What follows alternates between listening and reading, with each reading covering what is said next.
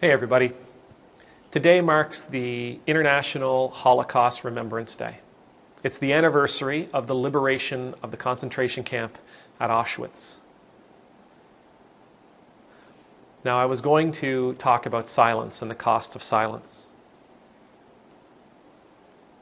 I thought I've already done that video. And besides, it's a myth that the church was silent. It's a myth that the church didn't speak up when it came to anti-Semitic views and values. Because the church did speak up. When the Nazi Party rose to power in Germany, it did so in large part with the help of the established Christian churches. See, anti-Semitism wasn't just a Nazi thing. It had been rampant throughout Europe, throughout Germany, throughout the world at that time. For hundreds of years, people held anti-Semitic values and beliefs. They looked upon the Jewish people as something else, something to be distrusted, something to be reviled, something to be tolerated at best. And they did so because of an awful biblical interpretation.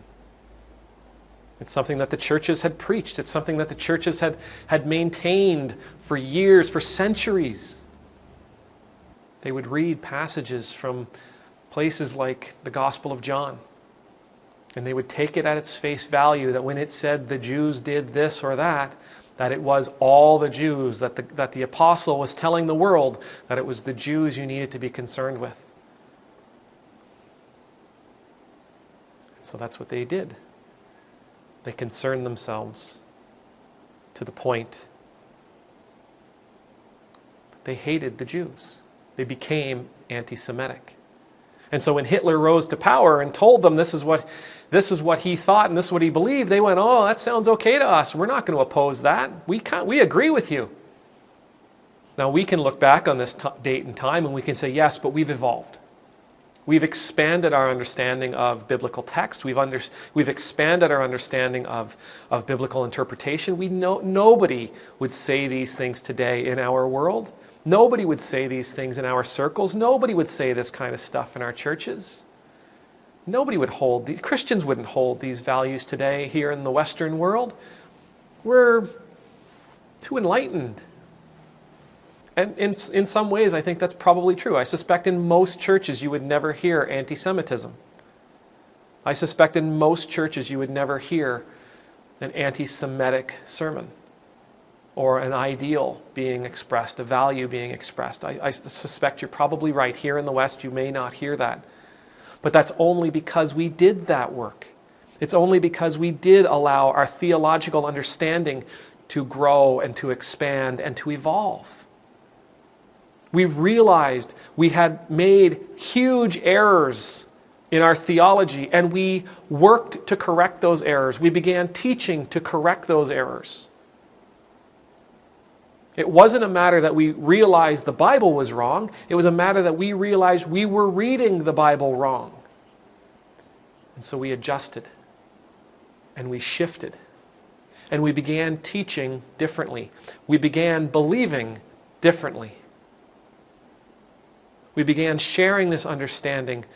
We began expressing this new wisdom that we had gleaned. And we worked to change minds. We worked we endeavored to be different.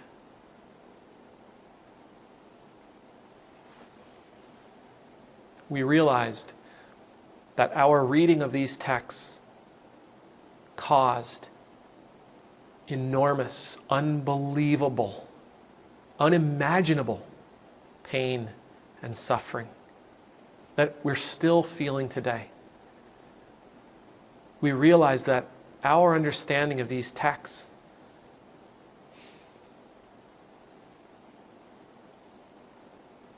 destroyed what was precious in God's eyes. We still, however, do this. We use these texts to single out certain groups of people. We use these texts to single out people who live by certain values, by certain ideals. We single out people who live in certain ways, who have a different lifestyle than ours, who carry a different belief than ours, who carry a different faith than ours, who speak different languages, who come from different places. And we allow our interpretation of this sacred, beautiful book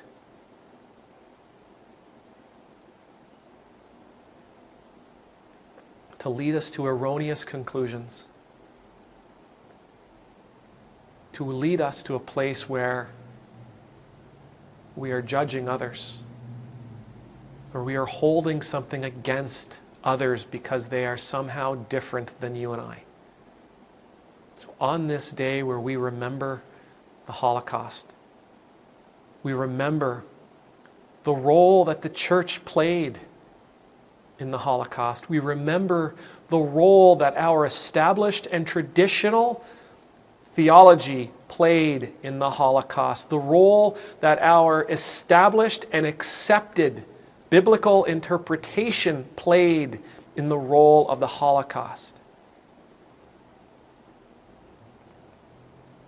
Let us remember that having a fixed understanding, having an unbendable understanding and interpretation of God's sacred and beautiful word can cause harm, and that it is our responsibility to allow our understanding of this beautiful and sacred collection of texts to expand and to evolve, so that our eyes are continuously being opened to the immensity, to the enormity of God's love for all people, regardless of where they come from, regardless of who they love, regardless of who they pray to. May the Lord bless you. May the Lord keep you. May the Lord's face be made to shine upon you and be gracious to you. May the Lord's countenance be lifted up to you. May you always know the peace of being in the Lord's presence. And I pray our eyes and our ears and our hearts would continuously be opened and reopened to the expanding message of God's love for all of humanity and for all things around us. Amen.